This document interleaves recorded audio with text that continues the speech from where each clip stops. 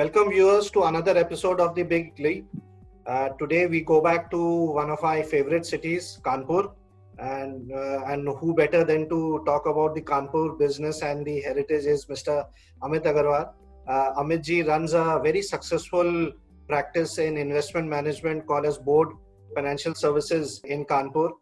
The interesting thing about him and Board is this practice was literally started 28 years back. So Amit ji has been in the capital markets since almost 1992, and literally he would have seen the capital markets, the IPO boom of the 90s, mutual fund starting in Kanpur, and from then onwards today it is a 28-year-old track record of his business. Today managing more than 300 families in Kanpur. So such a long story, such a long time, so many clients. So thank you Amit ji for joining us on Big Leap. आपने कुछ हमारे episodes देखे होंगे और हमारे ज़्यादातर लोग हमारे पार्टनर्स हैं, एडवाइजर्स हैं, डिस्ट्रीब्यूटर्स हैं जो हमेशा जानना चाहते हैं. तो मैं जैसे हर एक को पूछता हूँ, जब इतनी लंबी इनिंग्स रही है 28 साल की, तो ये बिजनेस शुरू कैसे हुआ, ये काम कैसे शुरू हुआ, आप कैसे आए इन्वेस्टमेंट्स में? सर नॉर्मली जैसे बिगनिंग एज थी, स्टार्टिंग एज थी, तो काम करने के लिए ना कोई बड़ी डिग्री थी, ना कोई बड़ा फंड था हमारे पास कि हम अपना कैरियर स्टार्ट करें उससे जी. तो हमारे एक अंकल एक दिन हम बोले कि कुछ स्कीम आई है बच्चों की मार्केट के अंदर, बच्चों के लिए इन्वेस्टमेंट कर दो, 20 साल बाद इतना मिलेगा, ऐसा मिलेगा, तो वो कुछ उसके बारे में जानकारी करके बताओ. तो मैंने जानकारी करी है कि स्कीमें उनको बताई, तो बोले ठीक है फॉर्म छोड़ दो. तो फॉर्म उनके यहाँ दे आए, उन्होंने अपना चेक लगा के जमा भी कर दिया. 1 महीने बाद कमीशन आ गया उसका. वहां से थोड़ा सा स्टार्टअप हुआ इसका, ये तो बहुत अच्छा है.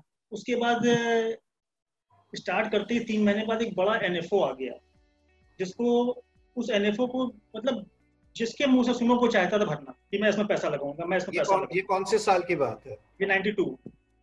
तो आईपीओ होगा म्यूचुअल फंड का? म्यूचुअल फंड का आईपीओ था. हाँ. और सब भाग रहे थे उसको लगाने के लिए. पहले म्यूचुअल फंड लिस्टेड होते थे स्टॉक मार्केट में. यस. तो उस टाइम का वो आईपीओ था. नॉर्मली फॉर्म भरना भी पूरा नहीं आता था, और बांट दिए, फिर उसकी कमीशन आ गई 2 महीने बाद.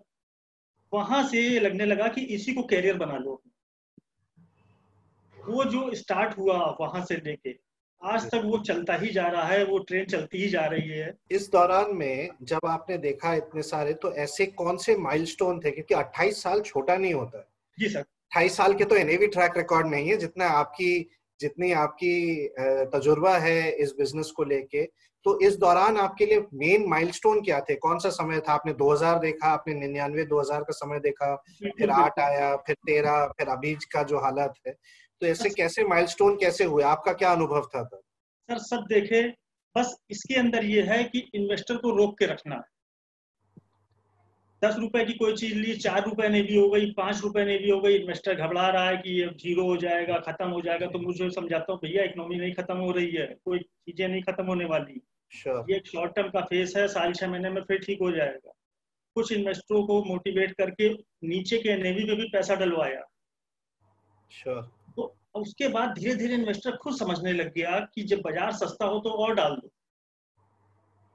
अब की बार कोविड-19 में बहुत पैनिक मचा, बेच दो, ये हो जाएगा, वो हो जाएगा, पूरे वर्ल्ड में प्रॉब्लम हो गई है. सब इन्वेस्टरों को संभाला. टचवुड मेरे पास से रिडम्पशन नहीं लगा. ओके. कोई रिडम्पशन नहीं लगा, मैंने किसी को रिडीम नहीं करने दिया. भैया एनएवी डाउन है, मार्केट फॉल है, इस समय कुछ अगर आपके पास सरप्लस अमाउंट है डाल लो जी. ऐसा नहीं है कि सब खत्म हो जा रहा है। तो पहले लोगों ने इन चीज को, हमने बोला, लोगों ने फॉलो किया, उनको फायदा हुआ उसका, तो अब वो लोग इस बातों को मानते हैं, जो भी इन्वेस्टर हैं। तजुर्बा ऐसा होता है कि जिससे इन्वेस्टर रुकता है? इन्वेस्टर के आगे क्लियर बोलते हैं कि भाई ये चीजें हैं, आप रुक जाओ, आपको बेनिफिट होगा। जी पीछे इन्वेस्टर उन चीजों को देख के आ चुका है, इसलिए इन्वेस्टर रुक रहा है। और इन्वेस्टर खुद भी अब थोड़ा सा एजुकेट हो चुका है। जी।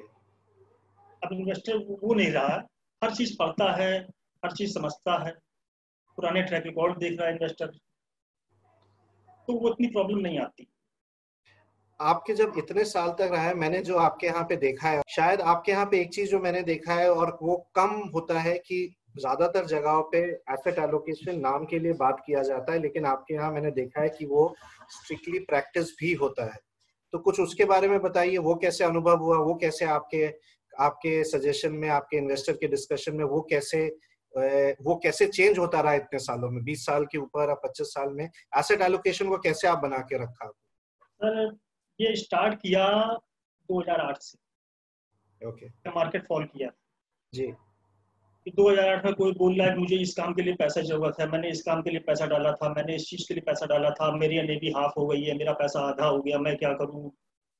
तो उसको एसेट एलोकेशन वहां से एकदम प्रॉपरली शुरू कर दिया कि आपको अपने किसी भी काम के लिए ये नहीं कि आपको 1 साल रुकना पड़ेगा, आपको अपने बच्चे की शादी करनी है तो आपको पैसा नहीं मिल रहा है या आपका पैसा आधा हो गया, हर चीज के हिसाब से पैसा उसका डाल रहे हैं कि आपके हर चीज पूरी होती जाए। ये नहीं कि आपको आज ये काम करना, आपको पैसा आने भी कम हो गया, आप पैसा नहीं उठा पा रहे हो। ओके। तो वहां से प्रैक्टिस स्टार्ट कर दी है। कितने लोगों का आपको लगता है गोल्स आपके थ्रू आज अचीव हुए होंगे पिछले 25 साल में? एक। प्लेटफॉर्म से इन्वेस्टर चाहता है मैं कमाऊं, ओके। और इन्वेस्टर कमाता है जब इन्वेस्टर को आप हर चीज क्लियर करके बताते हैं, उसको प्रॉफिट होता है, तो वो ना वो बैंक एफडी कराने जाता है, ना वो कहीं और इंस्ट्रूमेंट में लगाने जाता है, वो सीधा फोन करता है, अमित भैया थोड़ा टाइम हो तो आ जाइएगा, कुछ पैसे लगे पड़े हैं, ले जाइए। लवली। हम उनका पोर्टफोलियो खोल के देख लेते हैं कि उनका एलोकेशन क्या क्या है, फिर उनसे पूछ लेते हैं भैया कितने टाइम के पैसे हैं, ये क्या लवली। करना है, इसका आगे क्या सोच है आपकी, उस हिसाब से उसकी इन्वेस्टमेंट करा देते लवली। तो आपने इतने सालों में देखा है और बिजनेस को चेंज होते हुए देखा, आपने इतने सारे कानून भी बदलते हुए देखा। क्या आपका अनुभव रहा है कि जब कानून बदलता है, आपने देखे हैं कि रेगुलेशन बढ़ा, म्यूचुअल फंड की तरफ से भी बढ़ा, आपकी तरफ से भी आया है, आपके बिजनेस पे भी इम्पैक्ट हुआ है, उससे बिजनेस पे क्या क्या असर दिखा आपको शॉर्ट टर्म लॉन्ग टर्म में? सर सबसे बड़ा इसमें असर ये है कि जब कोई चेंजेस आते हैं तो अपडेशन बहुत जल्दी चाहिए होता है, हमको अपडेट बहुत जल्दी चाहिए होता है। एब्सोल्युटली। जैसे आप कई चेंजेस आए, फटका आया, सप्लीमेंट्री आई, केवाईसी आया, स्कीम कैटेगराइजेशन आया, तो ये सब चीजें जो हैं जल्दी जल्दी चेंजेस आए, तो अपने को अपडेट करना पड़ा उसके लिए। श्योर। आगे भी हो सकता है काफी चेंजेस आए, उसके लिए भी अपडेट करना पड़ेगा, तो थोड़ी सी ट्रबल तो होती है।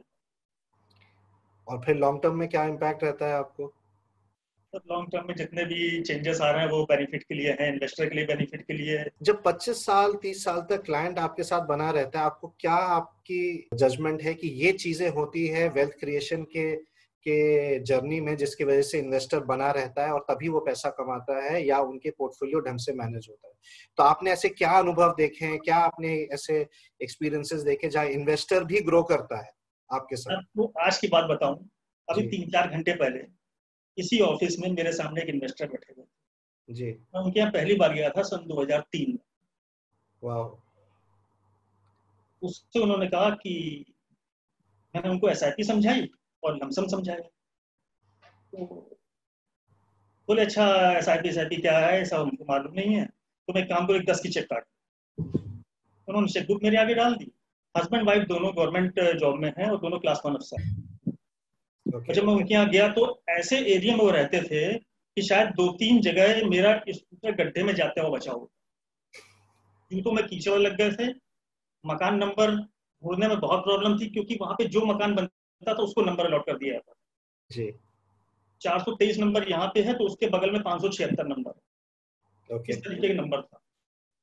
तो बड़ा ढूंढते झाड़ते पहुंचे उनके यहाँ, उन्होंने कहा 10 की चेक काट लो, बड़े खुश हुए कि 2003 में कोई 10 लाख रुपए लगा रहा। हमने बड़े प्यार से एक 10 लाख रुपए की चेक बनाई, उनके आगे बढ़ा दी, भैया साइन कर दो। चेक देखते ही पता नहीं ऐसे करंट लग गया हूँ, ये क्या कर दिया।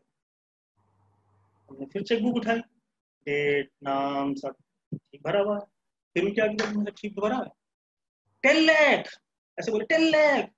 हाँ, बोले मैं 10,000 बोल रहा हूँ भाई।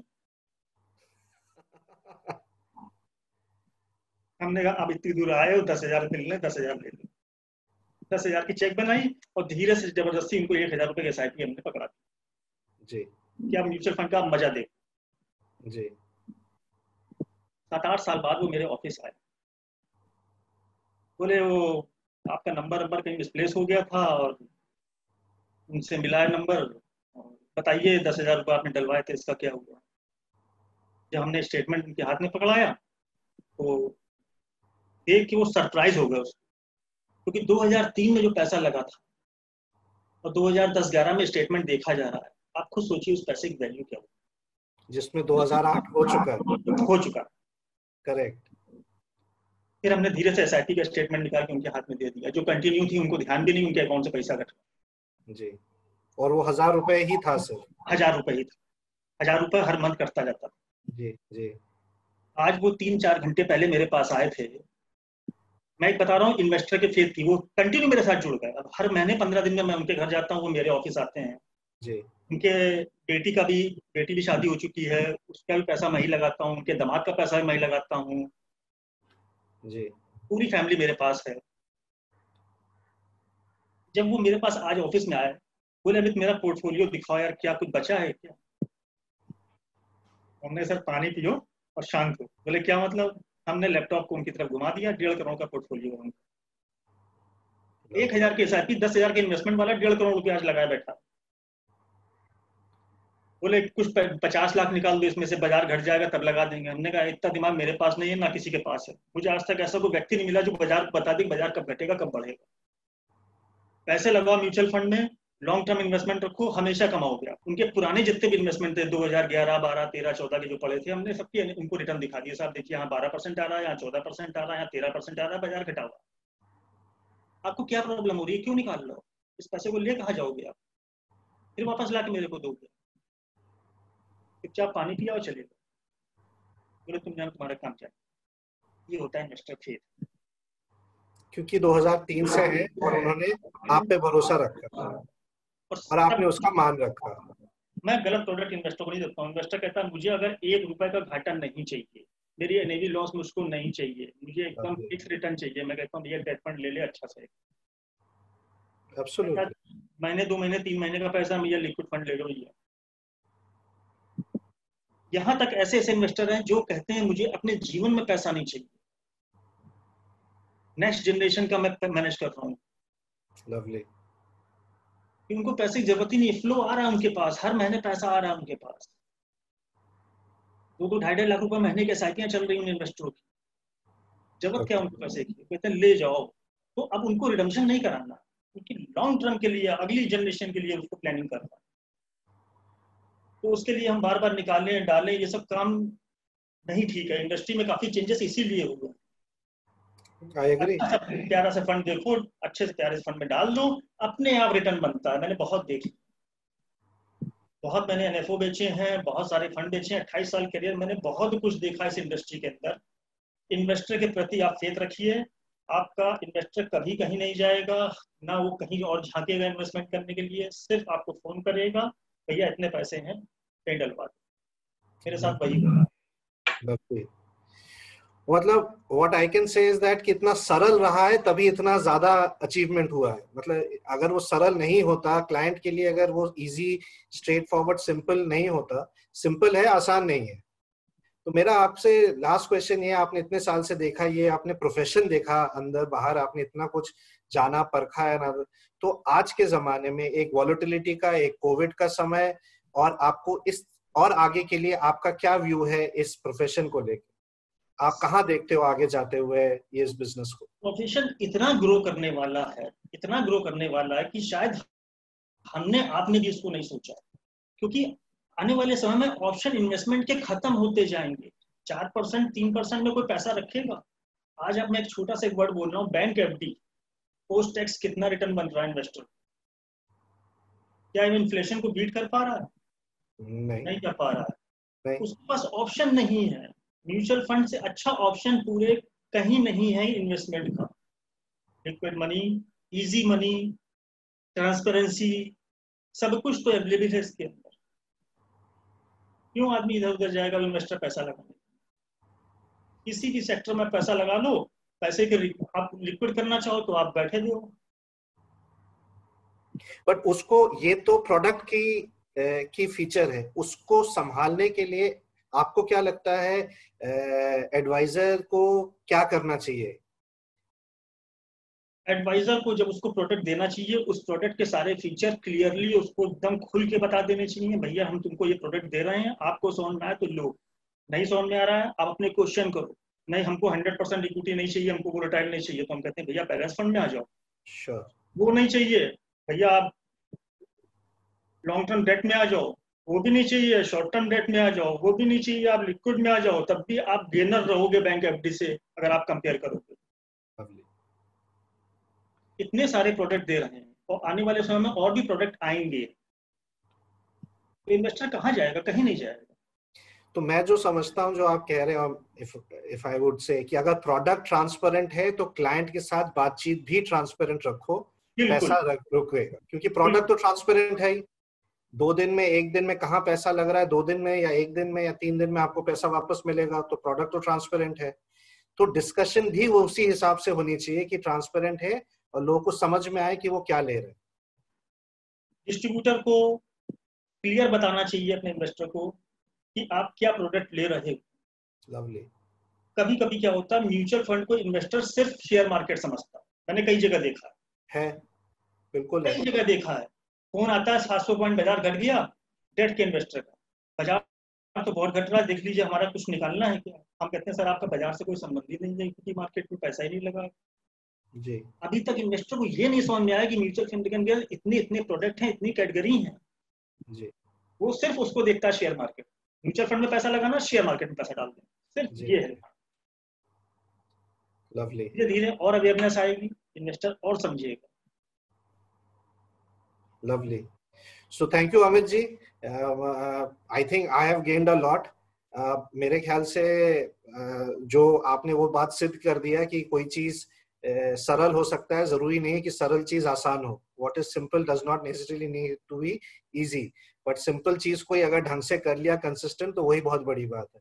और मेरे को तो वो बात बहुत अच्छी लगी कि सारा इंफॉर्मेशन क्लाइंट को दो, टाइम स्पेंड करो क्लाइंट के साथ, उसको पूरा इंफॉर्मेशन दो, and then let it be their call कि उनको पैसा लगाना है नहीं, एटलीस्ट उनको पता होना चाहिए कि वो कहाँ लगा रहे हैं। So thank you so much Amit ji. I think we have gained a lot. हमारा और आपका ये एसोसिएशन भी आज ऑलमोस्ट 10वें साल में आ रहा है, वो अपने आप में भी एक अचीवमेंट है। 10 साल से ऊपर हो गए आपके साथ काम करते हुए, जुड़ते हुए, और हर वक्त कुछ सीखते हैं। एंड आई एम होप कि आपके इस इंटरेक्शन से दूसरे एडवाइजर, हमारे दोस्त भी आपके बात को सुनेंगे, समझेंगे। सरलता से भी काम करने से 30 साल तक ऐसा नहीं लगेगा कि 30 साल से काम कर रहे हैं, ऐसे लग रहा है 30 साल से लोगों की पूंजी मैनेज कर रहे हैं। So thank you so much Amit ji, thank you for being a part of big leap, and we will again probably meet up in better times. So thank you viewers, thank you for watching this next episode from Big Leap from Mirae Asset. We look forward to bring more such stories again in the future. So thank you and take care. Bye bye. Thank you.